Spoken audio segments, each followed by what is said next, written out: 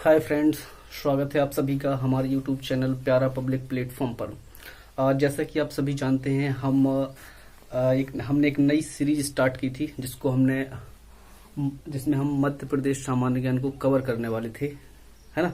तो आज मध्य प्रदेश का जो रहेगा हमारा वीडियो, वो दूसरा वीडियो रहेगा। इससे पहले मध्य प्रदेश का बेसिक परिचय जो कि हमने पढ़ा था, कौन कौन से राज्यों से सीमा बनाता है ये, है ना, आदि आदि चीजों के बारे में हमने जाना था इससे पहले वाली वीडियो में। आज उसी को आगे बढ़ाते हुए कुछ जो परिचय छूट गया था उसको कंप्लीट करेंगे। तो जो मध्य प्रदेश सामान्य परिचय का है, ये हमारा दूसरा लेक्चर रहेगा। ठीक है, तो स्टार्ट करते हुए देखिए, सबसे पहले मैं बता दूं आपको कि हम यहाँ पर किन किन टॉपिक्स पर बात करेंगे। तो मैंने यहाँ पर वो लिख लिया है ताकि वीडियो ज्यादा लंबा ना हो जाए। देखो, सबसे पहले हम देखने वाले होंगे कि मध्य प्रदेश का ये इंडेक्स समझिए आप, कि इन सारी चीजों के बारे में हम अब जो अपना वीडियो रहेगा वो रहेगा। ठीक है, तो देखिए, गठन के बारे में पढ़ेंगे, कब गठन हुआ था, इनके और मध्य प्रदेश के उपनाम क्या क्या है इनके बारे में पढ़ेंगे। प्रतीक चिन्ह कौन कौन से हैं और उनके साइंटिफिक नेम यदि हैं तो वो कौन कौन से हैं, ये बहुत ही महत्वपूर्ण हो जाता है। क्षेत्रफल से रिलेटेड क्या क्या क्वेश्चन बन सकते हैं, जैसे कि मध्य प्रदेश जो है क्षेत्रफल की दृष्टि से भारत का कौन सा राज्य है। और ये भी पूछा जा सकता है कि मध्य प्रदेश जो है भारत के कुल कितने प्रतिशत क्षेत्रफल को घेरे हुए है। ये भी प्रश्न पूछे गए हैं, तो ये भी हम इनमें कंप्लीट करेंगे। जनसंख्या से रिलेटेड जो भी बन सकते हैं, भारत में जनसंख्या की दृष्टि से मध्य प्रदेश का स्थान, पॉपुलेशन का परसेंटेज, क्या पॉपुलेशन है, कौन से सबसे ज्यादा जिले, किस जिले में सबसे ज्यादा पॉपुलेशन, ये सारे प्रश्नों के हम कवर करेंगे। लिंगानुपात से अक्सर प्रश्न बनते ही हैं, इसको भी हम देखेंगे। और जन घनत्व को रिलेटेड, है ना, जनसंख्या घनत्व क्या है मध्य प्रदेश का, और इससे और सबसे ज्यादा किस जिले का है, सबसे कम किस जिले का है, इस संदर्भ में सारी बातों को हम कवर करने वाले हैं। तो प्लीज वीडियो में एंड तक बने रहें। देखिए, स्टार्ट करते हैं।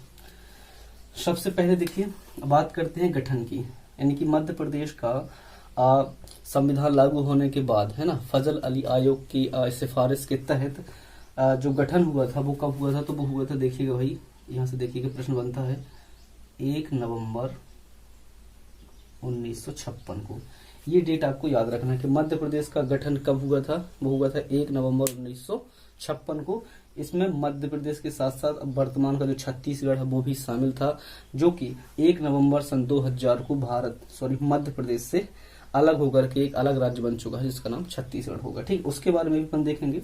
दूसरी महत्वपूर्ण बात ये पूछी जाती है, 1 नवंबर को कौन सा दिवस मनाया जाता है, तो ठीक है ना, मध्य प्रदेश का स्थापना दिवस, क्योंकि इसी दिन हमारे मध्य प्रदेश का गठन हुआ था।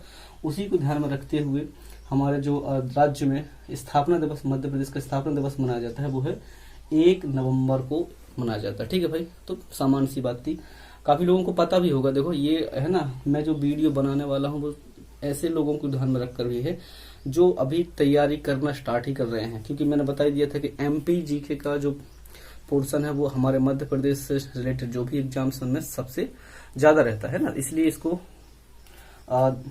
हमने इग्नोर नहीं करना है ना, पूरा कवर करेंगे। तो बात समझ में आ गई होगी। दूसरी बात करते हैं इसकी अब उपनाम के बारे में, क्योंकि मध्य प्रदेश के कई सारे उपनाम हैं, है ना, तो उन सबको भी देख लेते हैं हम। देखो भाई, सबसे पहले, चूंकि जब मैंने कल बताया था आपको पिछले वाले वीडियो में कि जो मध्य प्रदेश है वो भारत देश के बीचों बीच में स्थित है, इसलिए इसको हम पहले कह देते हैं मध्य भारत भी कह देते, ठीक है ना भाई।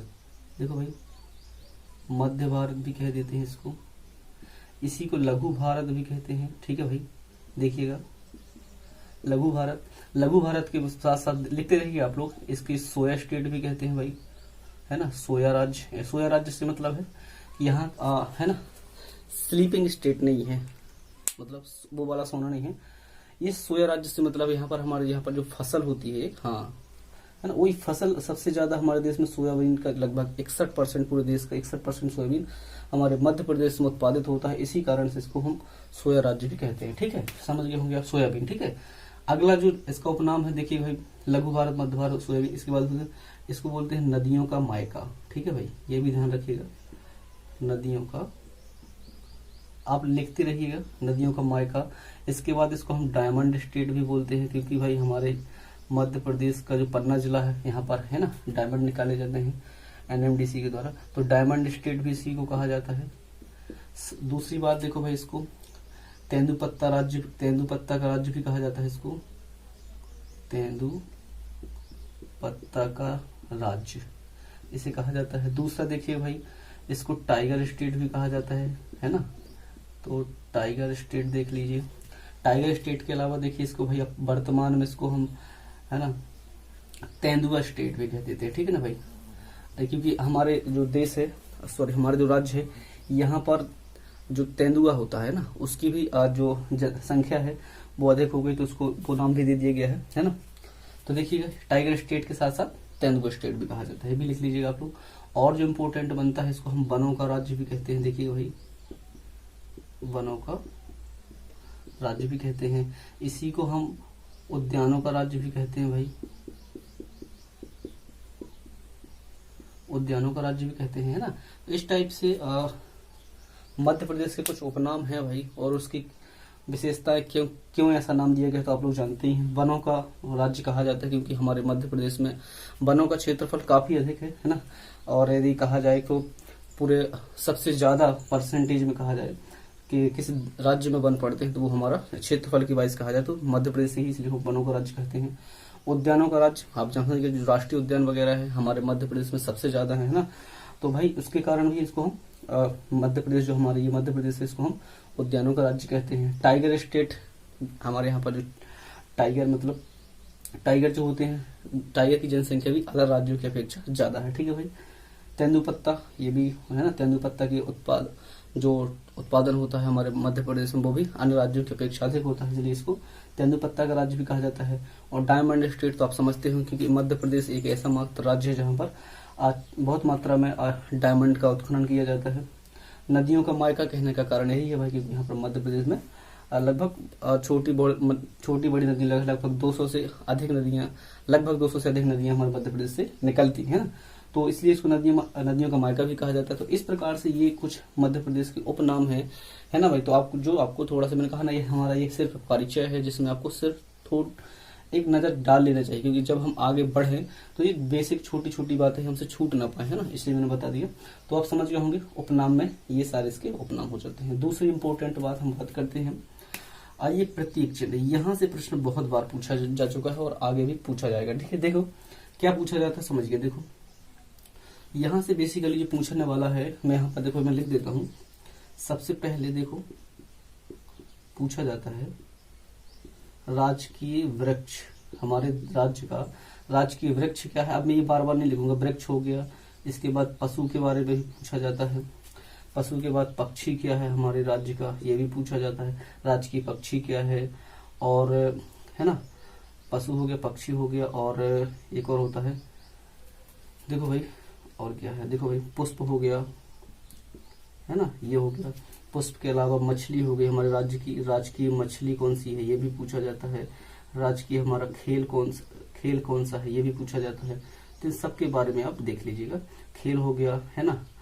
राजकीय नाट्य कौन सा है, राजकीय नृत्य कौन सा है, ये सारी की सारी चीजें पूछी जाती हैं। देखो भाई, तो सबसे इम्पोर्टेंट जो हमको ये पढ़ना, 1 2 3 4 और 5, ये, क्योंकि यहाँ से जो प्रश्न पूछा जाएगा वो पूछा जाएगा इनके वैज्ञानिक साइंटिफिक नेम, वैज्ञानिक नाम यानी साइंटिफिक नेम से रिलेटेड प्रश्न पूछा जाएगा कि हमारा जो राजकीय वृक्ष है, मैं बता दूंगा क्या है, बरगद है। बरगद तो सबको पता है, लेकिन उसका साइंटिफिक नाम क्या है ये इंपॉर्टेंट हो जाता है, उसके बारे में देखते हैं, ठीक है भाई। समझ लीजिए आप। देखिए हमारे जो राजकीय वृक्ष है वो क्या है भाई, बट वृक्ष या बरगद हम जिसको बोल सकते हैं, तो ये तो आपको पता होगा। लेकिन इसका जो साइंटिफिक नेम है, ठीक है ना भाई, यहाँ पर लिख देता हूँ साइंटिफिक नेम शॉर्ट में। तो अब देखिएगा यहाँ से प्रश्न बनेगा, ठीक है ना। क्या है इसका साइंटिफिक नेम, देखिएगा। देखो इसका जो साइंटिफिक नेम है वो है फाइकस बेंगालेंसिस, ठीक है ना भाई।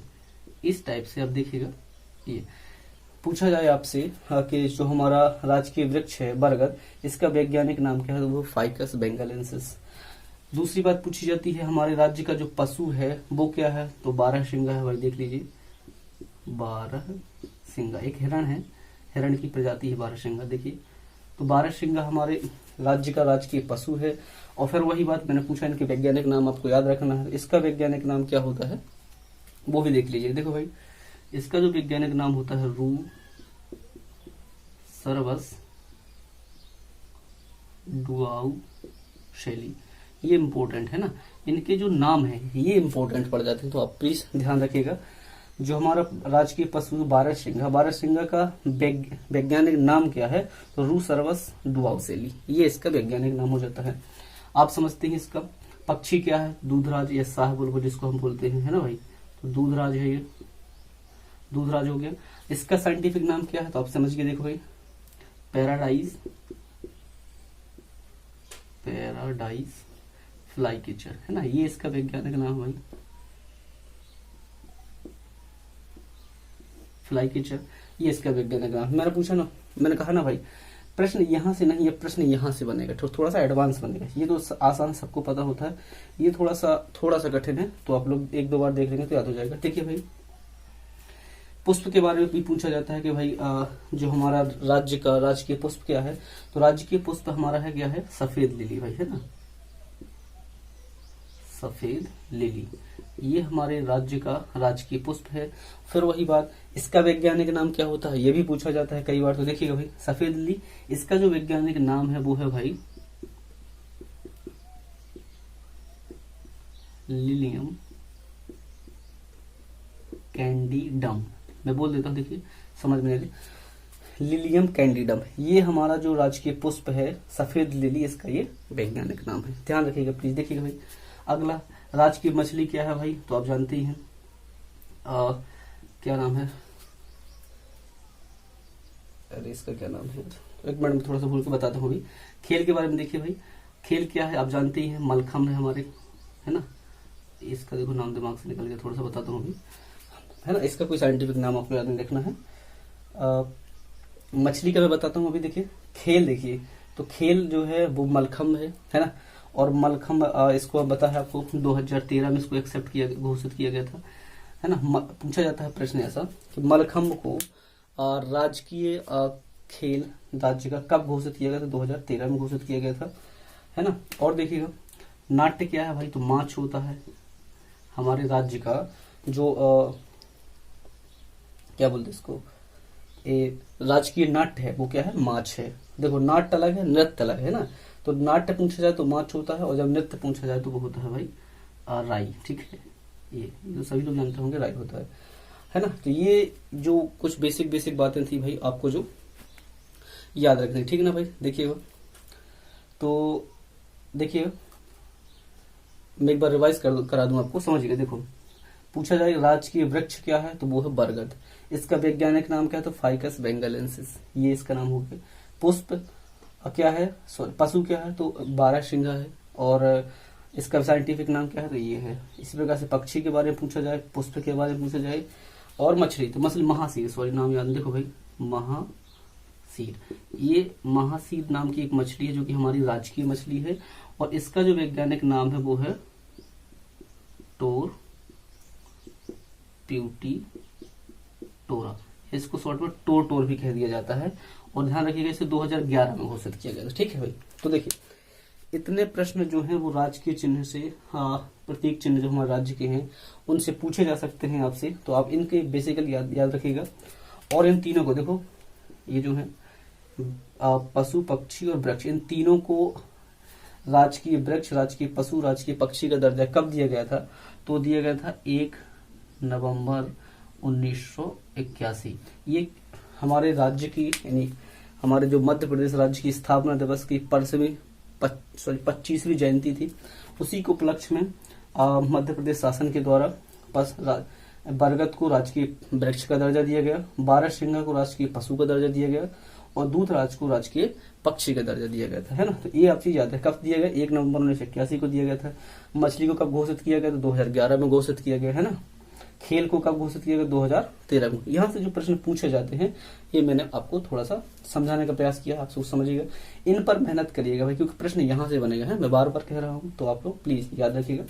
अब हटा करके हम चलते हैं क्षेत्रफल के बारे में, कि क्षेत्रफल से रिलेटेड मध्य प्रदेश से संबंधित कौन कौन से प्रश्न है जो आपसे पूछे जा सकते हैं, उनकी बात करें, ठीक है ना। इसको हटा देता हूँ मैं, देखिएगा, देखिए, है ना, थोड़ा सा ये इंट्रोडक्शन है भाई, ठीक है, मध्य प्रदेश, क्योंकि मध्य प्रदेश में का निवासी होने के नाते हमें कुछ चीजें ऐसी हैं जो पता होनी चाहिए। तो देख लीजिए, बात करते हैं क्षेत्रफल के बारे में कि मध्य प्रदेश का क्षेत्रफल आखिर है कितना, ठीक है ना भाई, ये समझते हैं। देखो, तो सबसे पहले यदि हम बात करें क्षेत्रफल से, तो क्षेत्रफल से जो भी महत्वपूर्ण क्वेश्चन बनने वाले हैं इससे देखते हैं। देखो, तो सबसे पहले तो यही पूछा जाता है कि मध्य प्रदेश का क्षेत्रफल आखिर है कितना। देखिए भाई, मध्य प्रदेश का क्षेत्रफल है, देखिए 3,08,252 वर्ग किलोमीटर है ना भाई, इस टाइप से ये है ना। जो मध्य प्रदेश है, मध्य प्रदेश का क्षेत्रफल कितना है, 3,08,252 वर्ग किलोमीटर। अब कई जगह आपको यहाँ पर 252 की जगह 245 लिखा मिलता है, तो इस कारण क्योंकि आप यहाँ देख रहे हैं ये अनूपपुर है, और अनूपपुर में पड़ता है एक अमरकंटक। अमरकंटक में एक घाटी है, इसका नाम है किरार घाटी, है ना भाई। तो इसका जो है हमारे राज्य का, वो छत्तीसगढ़ के राज्य के साथ विवाद चल रहा है। तो कई बार है ना, छत्तीसगढ़ उसको अपना हिस्सा मानता है, मध्य प्रदेश को अपना हिस्सा मानता है। तो इस किरार घाटी विवाद के कारण कई जगह आपको 3,08,252 की बजाय 3,08,245 वर्ग किलोमीटर भी मिलता है। तो आप लोग कंफ्यूज मत होइएगा, ठीक है ना भाई।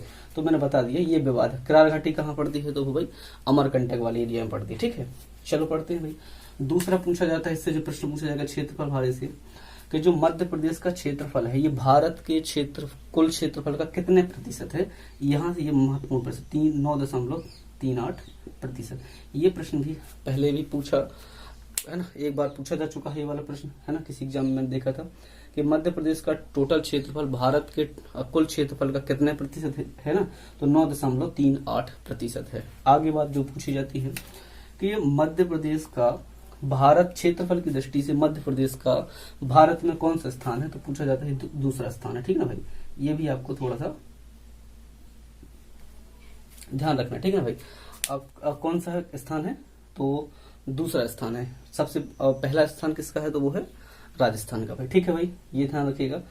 और दूसरा देखिएगा और क्या पूछा जाता है, क्षेत्रफल की दृष्टि से मध्य प्रदेश का सबसे बड़ा जिला कौन सा। तो ये आप यहाँ पर देख रहे हैं भाई, यहाँ का पास होगा छिंदवाड़ा, ठीक है, यहाँ पर है छिंदवाड़ा। तो छिंदवाड़ा जो है, आराम से देखिएगा भाई, छिंदवाड़ा जो है वो मध्य प्रदेश का सबसे बड़ा जिला है, ठीक है, वो भी क्षेत्रफल की दृष्टि से। जो प्रश्न यहाँ से बन सकते हैं, सबसे बड़ा जिला है, सबसे छोटा जिला कौन सा है भाई, ये भी पूछा जा सकता है, तो निवाड़ी है। मैं आपसे बता दूंगा सारी चीजें। निवाड़ी देखो भाई, यहाँ से यहाँ पड़ता है, टीकमगढ़ से अलग हो गया है, तो ये है निवाड़ी, है ना भाई। तो देखिएगा इस टाइप से आप देखें तो क्या मैंने बोला, जो छिंदवाड़ा है, सॉरी, छिंदवाड़ा जो है वो राज्य का क्षेत्रफल की दृष्टि से सबसे बड़ा जिला है। निवाड़ी जो है वो मध्य प्रदेश का क्षेत्रफल की दृष्टि से सबसे छोटा जिला है। ये भी आपसे पूछा जा सकता है, निवाड़ी यहाँ पर पड़ता है, छिंदवाड़ा यहाँ पर पड़ता है। तो ये क्षेत्रफल से जो रिलेटेड प्रश्न थे आपसे पूछे जा सकते थे, तो मैंने आपको बता दिया, ठीक है भाई। बात करते हैं अगले। इससे ज्यादा आपसे इस जो भी पूछा जाएगा, मुझे नहीं लगता इससे ज्यादा जो क्षेत्रफल से रिलेटेड कोई आपसे चीज पूछी जा सकती है। सिर्फ ये मोटी मोटी बातें जो आपसे पूछी जा सकती है, ठीक है ना भाई। आगे बढ़ते हैं अब जनसंख्या के बारे में, ठीक है भाई। ये हो गया, देखो तो जनसंख्या के बारे में देख लीजिए, इसको मैं हटा दूं थोड़ा सा, है ना। चलो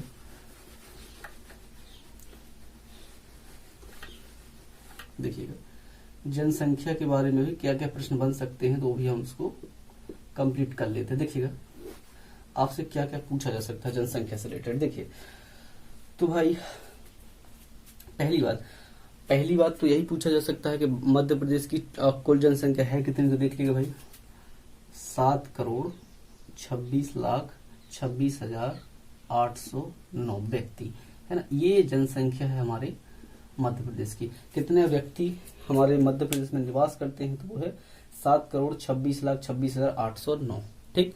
दूसरा प्रश्न ये पूछा जा सकता है कि भारत की कुल जनसंख्या का कितने प्रतिशत मध्य प्रदेश में निवास करता है, तो वो है 6%, है ना। ये ध्यान रखना है, भारत की कुल जनसंख्या का ये परसेंटेज लिखा है मैंने यहाँ पर, आप लिख लीजिएगा। भारत की कुल जनसंख्या का कितने प्रतिशत मध्य प्रदेश में निवास करता है, तो वो है 6%। दूसरा जो पूछा जाएगा, देखो भाई क्या पूछा जाएगा कि जनसंख्या की दृष्टि से मध्य प्रदेश का भारत में कौन सा स्थान है, तो वो 6वां स्थान है, ठीक ना भाई। 6वां स्थान है, ये भी मैंने बोल दिया। क्या बोला मैंने, समझिएगा थोड़ी। देखो, मध्य प्रदेश का भारत में जनसंख्या की दृष्टि से कौन सा स्थान, तो वो 6वां स्थान है। लेकिन मैंने कहा कि यदि क्षेत्रफल की दृष्टि से कहा जाए तो क्षेत्रफल की दृष्टि से मध्य प्रदेश जो है अब वो दूसरे स्थान पर पड़ता है। ठीक है भाई, देखिएगा आगे देखते हैं और जनसंख्या के बारे में क्या क्या प्रश्न बन सकता है। देखिए भाई, पूछा जाता है कि मध्य प्रदेश में सर्वाधिक जनसंख्या वाला जिला कौन सा। ठीक है भाई, सबसे यानी कि सर्वाधिक है ना, सर्वाधिक, एक मिनट रुकना भाई थोड़ा सा, जनसंख्या वाला जिला है भाई इंदौर, है ना, ये सबसे ज्यादा है। सबसे कम किसमें है भाई, न्यूनतम किसमें है, तो ये भी पूछा जाए, आपको याद रखना है। न्यूनतम जनसंख्या वाला है अपना निवाड़ी, मैं बता चुका हूँ कहाँ है निवाड़ी। ठीक है भाई, यहाँ पर इंदौर पड़ेगा अपना, ये इंदौर है यहाँ पर, ये हमारा निवाड़ी है, ये छिंदवाड़ा है ना, जहाँ पढ़ा था उसमें छिंदवाड़ा के बारे में। तो देखिए भाई, ये प्रश्न, इतने से प्रश्न बन सकते थे किससे, जनसंख्या से रिलेटेड लेकर के। तो मैंने बता दिया आपको। देखो क्या पूछा जाता है कि मध्य प्रदेश की जनसंख्या कितनी है, तो ये है। टोटल भारत की जनसंख्या कितने परसेंट है, तो 6% है। जनसंख्या की दृष्टि से भारत में मध्य प्रदेश का कौन सा स्थान है, तो वो 6वां स्थान है। सर्वाधिक जनसंख्या वाला जिला कौन सा है मध्य प्रदेश में, तो इंदौर है। न्यूनतम जनसंख्या वाला जिला कौन सा है, तो वो है निवाड़ी। और इससे जो 2-3 प्रश्न बन सकते हैं वो पूछा जाता है 10 की वृद्धि से लेकर के। ठीक है भाई, अब ये क्या है इसका समझिएगा, 10 की वृद्धि दर ये क्या है। जैसा कि आप सभी लोग जानते हैं कि हमारे भारत में प्रत्येक 10 वर्ष के पश्चात जनगणना का कार्य किया जाता है ना भाई। तो है ना, तो 10 की वृद्धि दर का मतलब ये होता है कि जैसे मान लीजिए 2011 में जनगणना हुई, 2021 में जनगणना होगी, तो कितने साल होगा टोटल में, 10 साल। तो 10 साल में जितने जनसंख्या बढ़ जाती है ना, कितने जनसंख्या बढ़ जाती है, उसका हम यदि परसेंटेज निकालना है तो उसको कहते हैं 10 की वृद्धि दर। समझ गए ना। 2011 से 2021 के बीच में, यानी कि 10 साल में हमारी जो जनसंख्या है वो कितनी बढ़ी है, उसका परसेंटेज क्या रहा, तो वही कहलाता है 10 की वृद्धि दर। एग्जाम्पल से समझते हैं। मान लीजिए किसी देश में यदि 2011 में 100 लोग रहते थे, है ना, और इनका जो 2021 में पॉपुलेशन हो गया वो हो गया 121, है ना, तो कितना बढ़ गया भाई, 21। यानी कि इस देश की जो जनसंख्या वृद्धि दर 10 की वृद्धि दर रहेगी वो रहेगी, जितना ज्यादा हो गया, 21 ज्यादा हो गया ना, 21%। क्योंकि हम एक 100 का 21 में से परसेंटेज निकालेंगे तो 21% ही निकल के आएगा। आप ये तो समझते हैं परसेंटेज निकालना आप लोग, तो समझ गए। 10 की वृद्धि का मतलब है सीधा सीधा कि 10 साल में कितने % जनसंख्या किसी भी राज्य किसी भी देश की बढ़ जाती है, वो 10 की जनसंख्या वृद्धि दर कहलाती है। और जो हमारा मध्य प्रदेश की है वो है भाई देखो 20.3%। इसका मतलब ये हुआ कि मध्य प्रदेश में हर 10 साल में जितनी भी जनसंख्या उसका लगभग 20.3% जनसंख्या और आगे बढ़ जाती है, ये होता है। दूसरा प्रश्न जो यहाँ से पूछा जाता है आपसे, मैं देखो यहाँ दिखेगा नहीं, शायद मैं ऊपर लिख देता हूँ, यहाँ पर ये लिख लिया होगा आपने। जनसंख्या से रिलेटेड जो भी महत्वपूर्ण प्रश्न उसको देखते हैं। देखो भाई 10 की वृद्धि दर ये तो हो गया राज्य की, लेकिन सबसे पहले सर्वाधिक जो है, सर्वाधिक 10 की वृद्धि वाला जिला कौन सा है, और ये पूछा जाता है न्यूनतम के लिए। ये दो चीजें आपसे ये तो पूछा गया है, कई बार पूछा गया। देखिए भाई, तो सबसे जो ऐसा कौन सा जिला है मध्य प्रदेश का जहां पर सबसे ज्यादा 10 की जनसंख्या वृद्धि दर रही है, तो वो जिला है इंदौर। कौन सा है, इंदौर। और कितनी रही है, तो लगभग 32 इस लगभग 32% के आसपास रही है। ठीक है भाई, ये ध्यान रखिएगा थोड़ा सा आप लोग। इंदौर की जो जनसंख्या 10 की वृद्धि दर रही है वो रही है 32% से थोड़ा सा अधिक है ना, तो देखिएगा लगभग 32% रही है। और इसकी जो न्यूनतम वाला है वो है अनूपपुर है, देखिए अनूपपुर है, और इसकी 10 की वृद्धि दर रही है वो लगभग 12% रही है ना। तो इस प्रकार से आप देखिएगा, आपसे पूछा जाए जब भी कि सर्वाधिक 10 की वृद्धि दर वाला जिला कौन सा, तो इंदौर लगभग 32% है। और न्यूनतम 10 की वृद्धि दर वाला जिला कौन सा है, तो वो अनूपपुर लगभग इसकी 12% है। तो ये चीजें थोड़ा सा फैक्ट थे, आप इनको याद रखिएगा इंट्रोडक्शन के तौर पर। अब आगे हम बात करने वाले हैं लिंग अनुपात के बारे में। ठीक है भाई, देखिएगा प्लीज वीडियो को थोड़ा सा एंड तक देखा करिए, है ना, क्योंकि आप पूरा वीडियो नहीं देखते हैं तो है ना आपकी मेहनत सफल नहीं होती है और मेरी तो होने से रही है ना। क्योंकि 2 मिनट में चीजें समझ में नहीं आती हैं आपको, है ना। तो प्लीज थोड़ा सा वीडियो को एंड तक देखिए। भले वीडियो बड़ा हो जाता है ना, लेकिन उससे नहीं है कुछ भी, आप देख लीजिएगा ताकि आपको पूरी जानकारी जो मैं देने वाला हूँ आपको थोड़ा सा क्लियर हो जाए। समझते हैं, देखो भाई लिंगानुपात क्या होता है ये भी समझते हैं, थोड़ा सा देखिए, और इससे क्या क्या प्रश्न आपसे पूछे जा सकते हैं मध्य प्रदेश के लिंगानुपात से रिलेटेड वो पढ़ने वाले। ठीक है भाई। तो लिंगानुपात का मतलब होता है स्त्री और पुरुष का अनुपात, मतलब 1000 पुरुषों पर महिला जो जनसंख्या है उनकी संख्या क्या है, ये उसका होता है लिंगानुपात। जैसे यानी कि हम कहेंगे जैसे हमारा जो मध्य प्रदेश है, 1000 पुरुषों पर हमारे मध्य प्रदेश में 931 महिलाएं हैं, है ना। यानी कि यदि जितनी टोटल पुरुष हैं और टोटल महिलाएं हैं उनको 1000 में यदि हम काउंट करें तो जो पड़ता है 31 लिखा है भाई यहाँ पर, जो पड़ेगा 1000 पुरुषों के लिए 931 महिलाएं ही मिलेंगी, है ना, पड़ेंगी भाई। इसका मतलब है महिलाओं की जनसंख्या पुरुषों की अपेक्षा कम है ना भाई। तो यही होता है लिंगानुपात, पुरुषों के कंपेयर में महिलाओं की जनसंख्या 1000 में, ठीक है, 1000 से कम काउंट करते हैं। तो पूछा जाता है पहली बार कि मध्य प्रदेश का लिंगानुपात है कितना, तो वो है भाई 931। दूसरा पूछा जाता है सर्वाधिक किस जिले का है, ये भी पूछा गया है कई बार, है ना, सर्वाधिक जिला कौन सा है ना, यानी कि यहाँ पर मैंने लिखा नहीं है सर्वाधिक लिंगानुपात वाला जिला कौन सा, वो है बालाघाट। देखिएगा भाई बालाघाट इसका है कितना 1021, ये भी पूछा जा सकता है, कई बार पूछा गया है। पूछा जाता है कि मध्य प्रदेश के किस जिले में सर्वाधिक लिंगानुपात पाया जाता है, तो वो सर्वाधिक लिंगानुपात है बालाघाट में, और यहाँ पर है 1000 पुरुषों के कंपेयर में 1021 स्त्रियां। ठीक है भाई। तो न्यूनतम किस जिले में है भाई, ये भी पूछा जा सकता है आपसे, तो ये भी याद रखिएगा। जो न्यूनतम है वो है क्या नाम इसका, देखो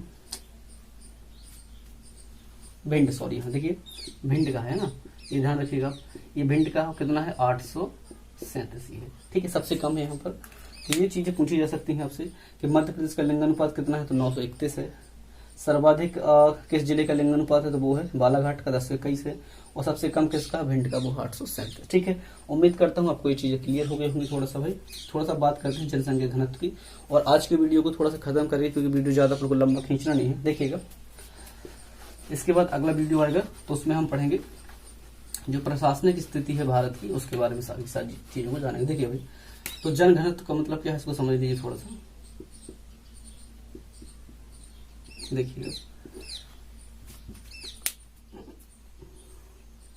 देखिएगा जन घनत्व का मतलब होता है, जैसे मान लीजिए ये कोई एरिया है 1 किलोमीटर लंबा और 1 किलोमीटर चौड़ा है, तो इसको हम बोलेंगे इसका जो क्षेत्रफल होगा वो 1 वर्ग किलोमीटर होगा। ठीक है ना भाई, कितना होगा 1 वर्ग किलोमीटर। तो जितने लोग 1 वर्ग किलोमीटर के अंदर निवास करते हैं उसी को कहा जाता है उस क्षेत्र का जनसंख्या घनत्व। 1 वर्ग किलोमीटर में कितने लोग निवास करते हैं वही हमारा कहलाता है जनसंख्या घनत्व। तो भारत का जो औसत जनसंख्या घनत्व है, देखो भाई सॉरी मध्य प्रदेश का जो औसत जन घनत्व है वो कितना भाई 236 है। ठीक, ये पूछा जा सकता है कि मध्य प्रदेश का औसत जन घनत्व कितना है, तो 236 है। और दूसरा पूछा जाता है कि सर्वाधिक किस जिले का है भाई, देखिएगा सर्वाधिक किस जिले का है, तो भोपाल का है वो है, और कितना है, तो वो है 855। ठीक है, ये पूछा जा सकता है। सबसे कम किस जिले का है, यानी कि न्यूनतम किसका है भाई, तो ये भी पूछ लीजिए। देख लीजिए न्यूनतम पड़ता है भाई डिंडोरी का, और इसका है लगभग 94। ठीक है ना भाई, ये है। तो जनसंख्या घनत्व से जो भी इम्पोर्टेंट महत्वपूर्ण प्रश्न यानी कि बन सकते थे वो मैंने आपको सामान्य परिचय में बता दिए हैं कि औसत जनसंख्या घनत्व 236 है। देखो ये कई बार चीजें पूछी गई हैं, आप लोग याद रखिएगा। सर्वाधिक किस जिले का जनसंख्या घनत्व, वो 855 भोपाल का है। न्यूनतम किस जिले का है, तो डिंडोरी का है, और वो 94 है ना। तो ये आज के वीडियो में हम थोड़ा सा इतना ही पढ़ते हैं। नेक्स्ट जो भी टॉपिक बचे हुए उसको हम अगले वीडियो में कवर करने का प्रयास करेंगे। और प्लीज यदि आपको हमारा प्रयास ये अच्छा लगता है और ये वीडियो आपको हेल्पफुल लगता है तो प्लीज इसको सब्सक्राइब जरूर, यदि आप पहली बार चैनल पर विजिट कर रहे हैं तो इसे सब्सक्राइब जरूर करें और अपने दोस्तों तक शेयर करें, ताकि है ना, ताकि ये जो बातें हैं यदि हेल्पफुल है तो उन तक भी पहुंच सके। तो आज का वीडियो यहीं खत्म करते हैं। धन्यवाद।